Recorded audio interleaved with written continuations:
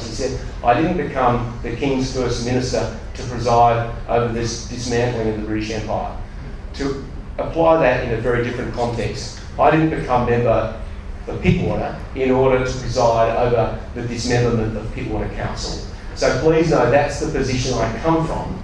But remember, this is an opportunity not just to instinctively stop change in a fearful sense. This is an opportunity to say, can change benefit us? And can change make our community stronger and safer and healthier? And if so, surely that's a good thing. Thanks very much.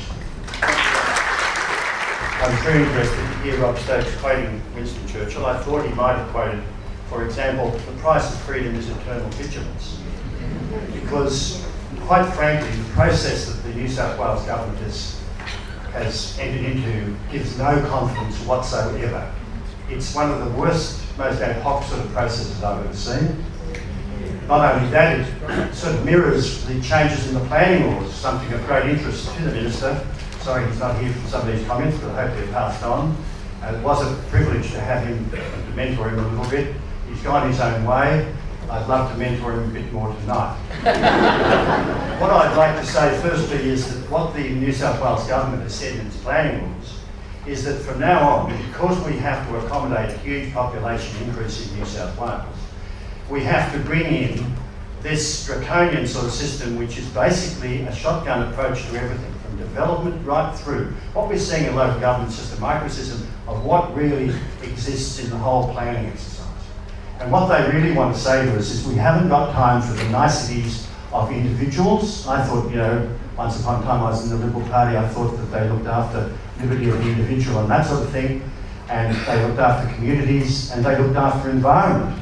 And I know that that's close to the Minister's heart, as he was formerly the Minister and is a fantastic environmental lawyer and so forth. But we are going to see a situation where everything individual, everything that's beautiful, if you put it bluntly, probably small local government, somebody said, is going to be sacrificed at the altar of corporate progress in New South Wales to make us number one. Congratulations, Mr. Baird, for what do they call him, Magic Mike, for getting us to there. That's great, but if you go off to Canberra to save somebody's tail up there, we're going to be left with the mess that has been made by this pathetic ad hoc approach.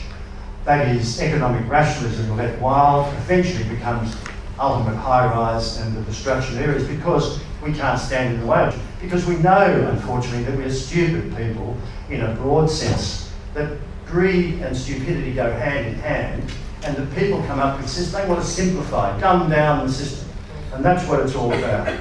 Now, option one, we're all absolutely in favour of, so we know that, we've seen the General Manager's history of it. But ladies and gentlemen, I'm more worried in some ways about option two, because what it appears to be is a special offer made to Pittwater. That is, Ringa want to swallow us, they don't deserve much sympathy, so let's dismember them. And we'll have half here, and they can have the other half. Probably the people who want to come in, we haven't actually asked them, they haven't only gone through petitions and all the stuff we went through battling for the new council. No, that's going to be just the government saying, oh, bang, you're gone. Now that's disgraceful. Warringah is probably a council that needs its own council as much as we do. God knows they really do. They've failed many times over. But that doesn't mean they shouldn't keep trying. And we shouldn't just dispatch them. I'm serious about that. I know somebody would say that some of the people who come up with the idea of eating us up 30 seconds, heavens. I only just started on Ringo, I'm gone. Ladies and gentlemen, I think you know where I'm coming from. We're back at the barricades. We're back where we started from. Someone said tonight, what are you back on the barricades for? I said, because we're under threat. And look, it's not the answer to carve up everyone else. They want us to be disunified. They want us to split. And they want to divide and conquer. Don't let them do it. Stay firm, look after Little Hunters Hill, look after Lane Cove, which we got our inspiration from when they left Willoughby Council. Look after, don't think just Pittwater. Think about New South Wales local government, true local representation, not just for us, but for everybody.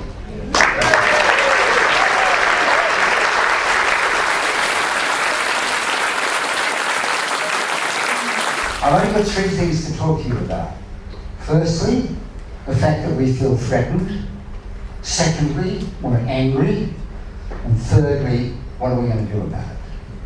We feel threatened because it was our democratic process that was born in this area 23 years ago. And here we are, back again, arguing about it, intimidated by a process in which we have no part.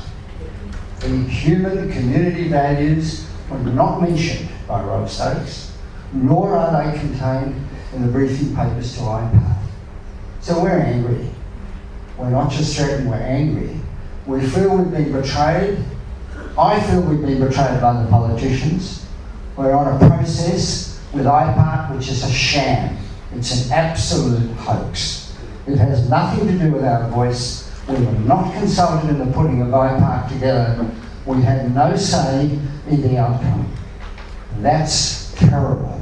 That's not what Robert fought for 23 years ago.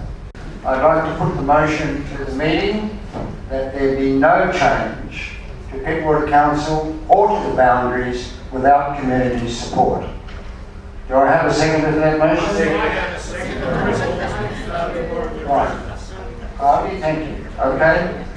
Can I put the motion? I put the motion to the meeting. All those in favour say aye. Aye. Against? Yeah, aye. Motion carried unanimously.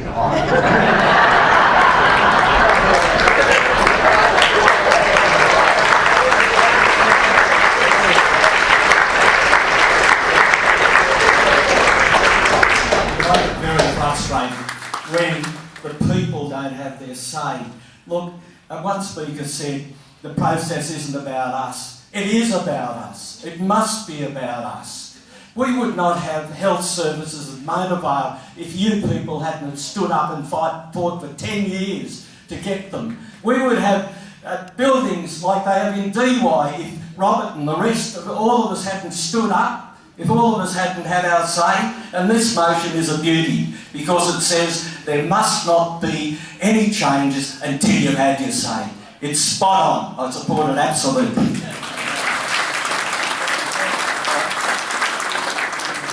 I have a proposed amendment, if the proposer would accept it, that this meeting therefore seeks unequivocal ministerial reaffirmation of the Liberal government's 2011 pledge that there will be no forced amalgamation.